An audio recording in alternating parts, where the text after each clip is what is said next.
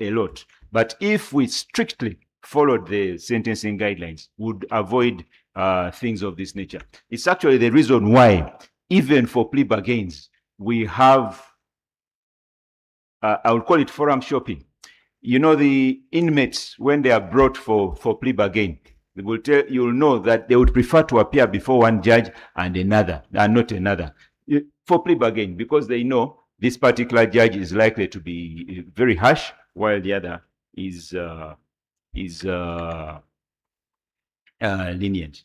Yes. So the sentencing guidelines give us coherence, give us predictability. They have established the sentencing range. Of course, the difficulty now is that you've seen the Court of Appeal is for rape is confirming sentences at between 15 and 20 years. And then for defilement, between 23 and life imprisonment. And yet the sentencing guidelines give us a starting range of 35 years, and it is 30 to life. But like Justice Smoking without a G was talking about, that you need to ask yourself, what will the Court of Appeal do in this case that I'm handling? So as we come to meet out these sentences, we should have one eye on the likelihood of the sentence that we are giving being confirmed. Of course, okay. Thank you very much, Madam.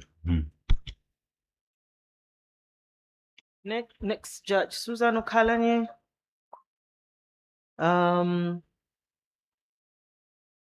So does the requirement for individualized sentencing undermine the principle of parity, or can both coexist? And then you will give us just a few comments. How has the constitutional requirement to deduct time spent on remand played in promoting or undermining consistency in sentencing? Thank you very much, my Lord Chair. All protocol observed. The simple answer is no. It does not undermine individualized sentencing at all. Individualized sentencing would require that a person gets the right punishment for the specific offense that he has committed. In other words, the unique characteristics of the offender are taken into account, and you don't have a blanket punishment for every offense.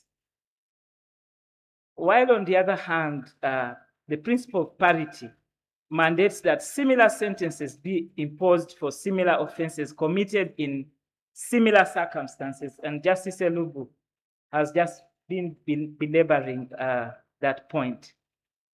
We have, of course, many cases. The study that Justice Elubu mentioned was, which you mentioned, was 2023 to date. But if you look at the years, maybe 10 years backwards, or even 5 years, you find that for similar circumstances, same offense, merely different offender and different victim, but the same facts. One judge is giving 2 years, and another judge is giving 40. And that undermines justice for victims of STBV. Consistency. So the guidelines give us, what do they call them? Aggravating and mitigating factors. And they mention specific aggravating and mitigating factors, specifically for capital offenses. The other point is that if we follow the guidelines, we would probably have some parity, and would also have, and that means all of us, including the Court of Appeal and also the High Court. Many people say these are guidelines, so they are not law, but I think it's a misunderstanding. Guidelines are meant to guide all of us towards the same direction. So my views, your views on the period spent on remand. You have only half a minute. Thank you. On period spent on remand, that one has been, probably there's an attempt to adhere to the requirement of the Constitution in Article 23(8). that we promote substantive consistency. We have a mathematical deduction of the time spent on remand. And the law therefore ensures, if we do that, that two persons who have committed the same offense and have spent different times on remand serve the same total time in custody, regardless of how long their respective trials have taken. So I just want to mention that where there's inconsistency in the application of the mathematical deduction, there is a problem, because some people, I don't know whether it's still happening. I have considered the period spent on remand in coming up with this judgment or decision to sentence the accused person to 30 years. But the requirement of the law and what the guidance from the higher courts is that you actually deduct mathematically. I think that if that mathematical deduction was given for all the aggravating and mitigating factors, if we had a grid, a sentencing grid, we would have some kind of parity. Of course, uniformity is impossible. Thank you. Thank you very much, Justice Susan. So the next is Justice Mutonyi.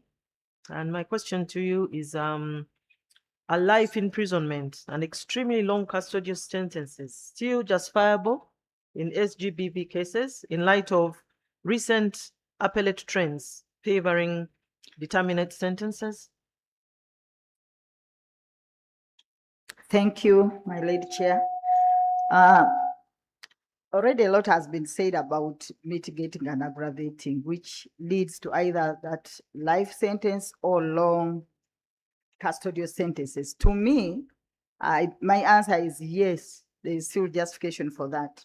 Why? Because trial judges are best positioned to weigh mitigating and aggravating factors, and each case's unique circumstances should guide their sentencing. I believe we all appreciate that balanced approach of rehabilitation and justice, which are both crucial. But we should, however, respect judicial discretion, where we expect judges to make informed decisions. So, like they've been saying, we have cases which are unique. If you find a father who has defiled a 12-year-old daughter, and he has done this over a period of time until she says, no, this is too much, and reports. And then you find an 18-year-old young man who has also defiled a 12-year-old child. I don't think the sentences should be the same. The father here deserves a very harsh punishment. If you find a group of young men who have gang raped a woman, a lady, and also a young man who has also raped a woman, I believe these who have operated as a gang deserve a more harsh punishment. So all in all, I believe the trial judge who has heard the facts, who has looked at the mitigating and aggravating factors, can decide that this person needs to be given a very harsh punishment. I can give an example of one case I handled where a young man raped 4 women, not at a go, but over a period of like 2 weeks. He would rape them, strangle them to death, pack them, and buy petrol to burn, to make sure that their identity is never known. It happened just here in Nakulavye.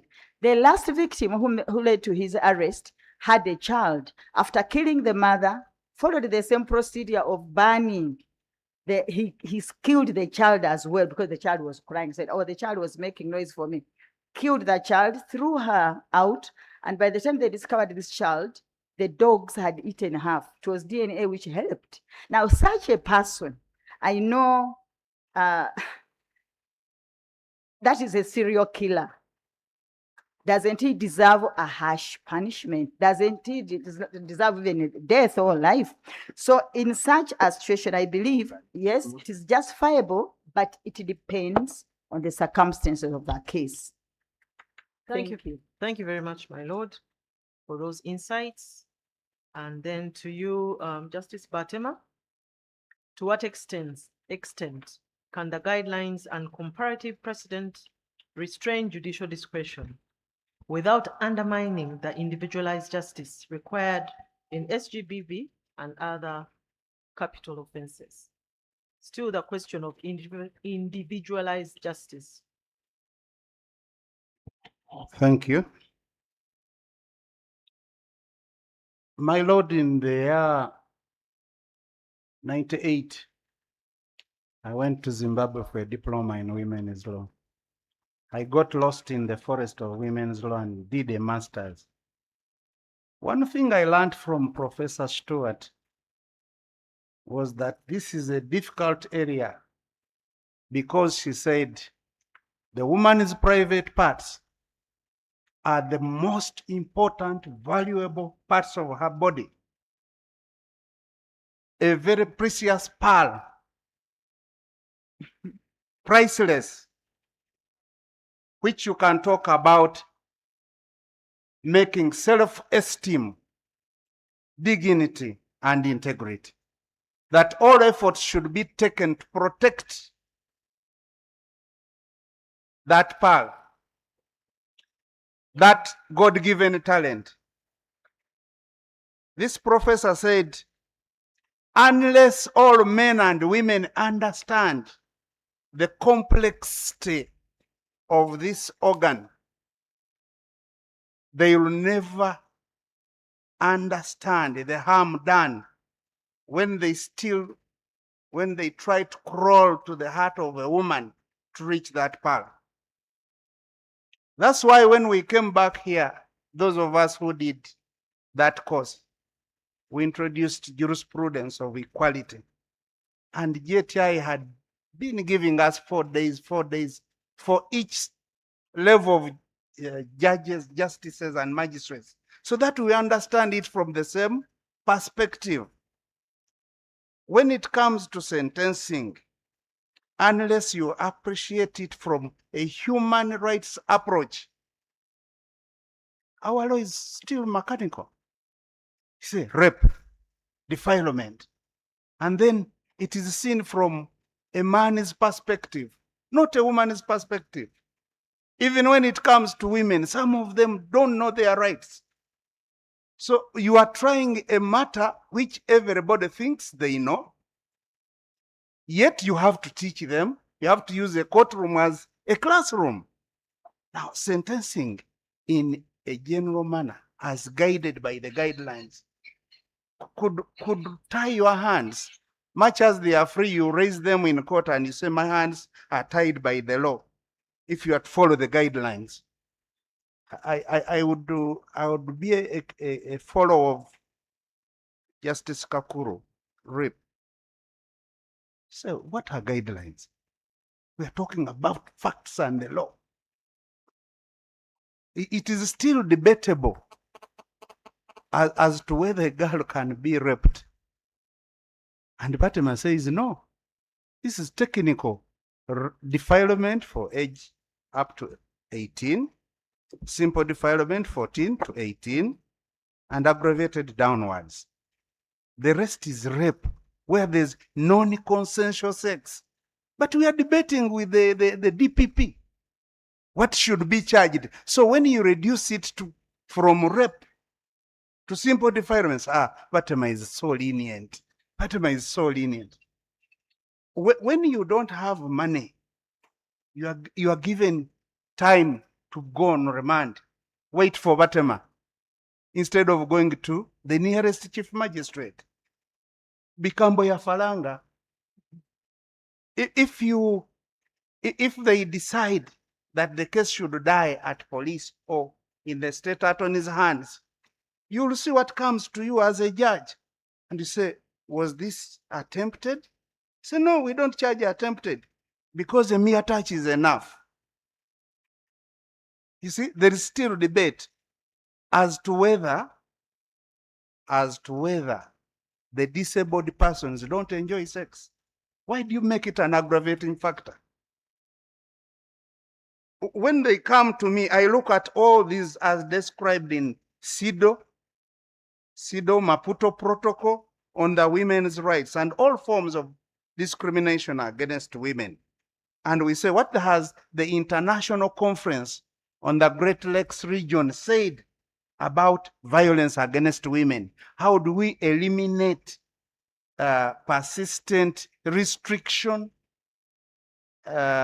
discrimination against women? And we sit in that violence instead of just saying, the guideline says this, the guideline says this. Half a minute, sir. It cannot be. It will never be. I take each case on its own merit. President, what if we are going to follow a wrong president? Me, I would rather make a president.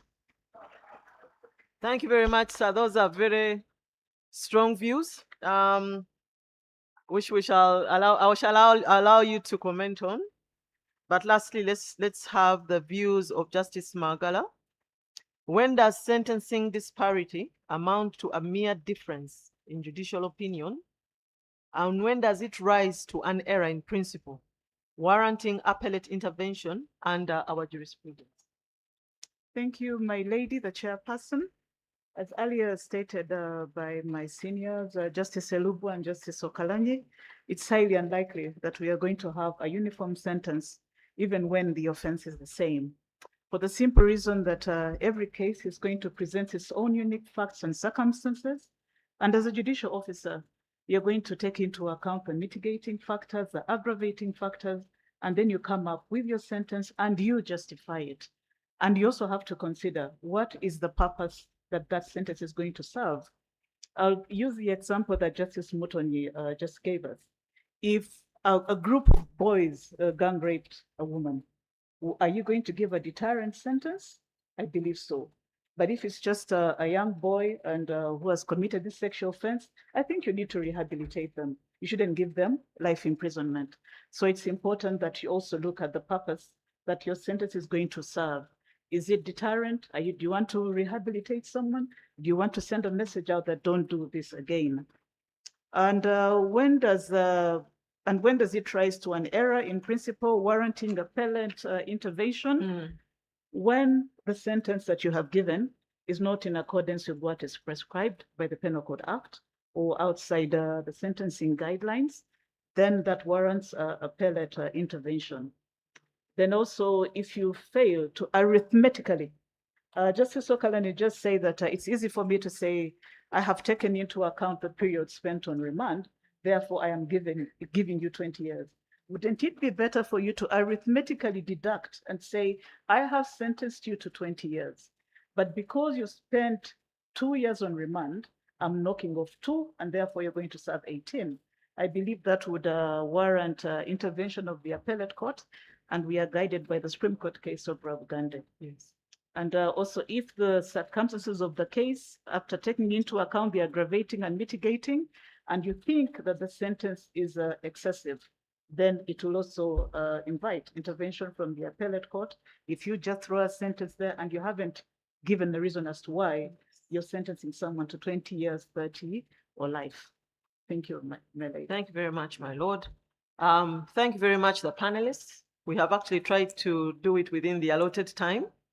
My one comment would be, are the sentencing guidelines still, should they still be the go-to place? Someone has raised it, and indeed it's true that the Court of Appeal is not exactly applying them in many instances, especially for SGBV. Our sentences have tended to be lower. And I think judge-made law is very important in guiding these guidelines. And I understand, unless I stand to be corrected, they are in the process of being amended. Please look at what judge-made law is saying, because you know, what judges are saying is experiential. They have seen these facts, the different facts in the different cases, and they are coming up with these sentences. We amended them. Justice Batem has given us a lens through human rights, women's rights lens. And we cannot close our eyes to it, because we have these international instruments. We have our constitution, and it's saying certain things. And those things should be relevant. They should be relevant to sentencing, whether we like it or not. I am now going to open up to the plenary for 1 or 2 questions or views or comments, if anyone has something to say, because I know we are going into the next segment, which many people are anxious to start with. Any questions? Yes, my Lord CJ. Maybe the comment I want to make is about sentencing guidelines vis-a-vis sentencing rules.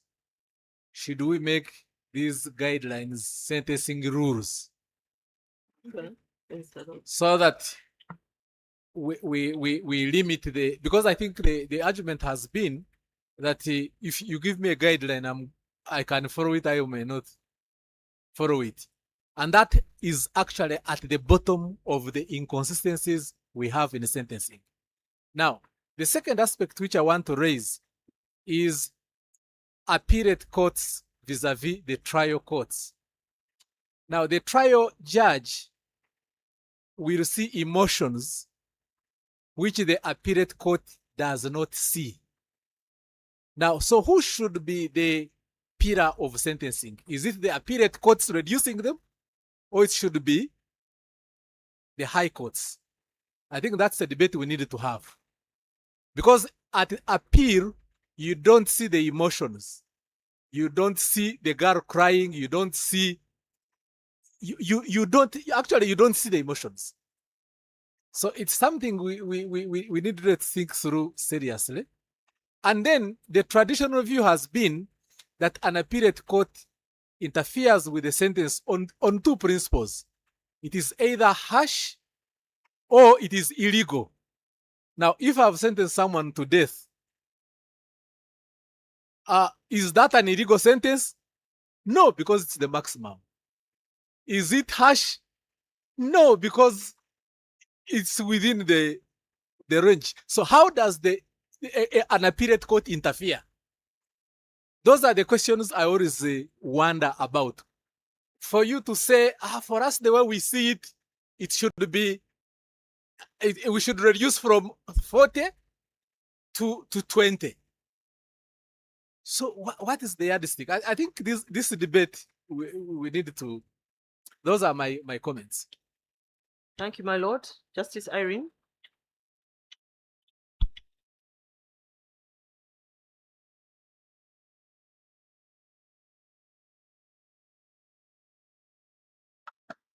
Yeah, I would like to thank the panel for the presentations, which is largely made up of judges of the High Court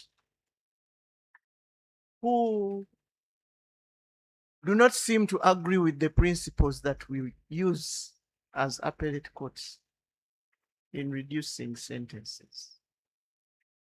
We make those judgments, or rather we write those judgments, we evaluate the sentences. There's the principles that we rely on to look at the sentences again. But it seems all that we do as appellate courts just goes over the heads of the trial judges. We talk about consistency in sentencing, and who is supposed to guide the consistency? The Court of Appeal, when it is reviewing a sentence, will look at previous sentences of the Court of Appeal, and it will also look at previous sentences that have been handed down by the Supreme Court. And the principles that my Lord CJ you have talked about, if you read those judgments where sentences have been reduced, you will see that the court looks at previous sentence, looks at those principles, evaluates the sentencing of the trial judge, then looks at those 2 principles which my Lord CJ you have ably presented, and then makes a decision as to whether this sentence is valid or should be upheld or not. And usually when it is not upheld, the reason is given by the Court of Appeal why it is not upheld. Now, I think the problem that we have is the sentencing guidelines, because they set parameters of where the starting point is and where the maximum should be.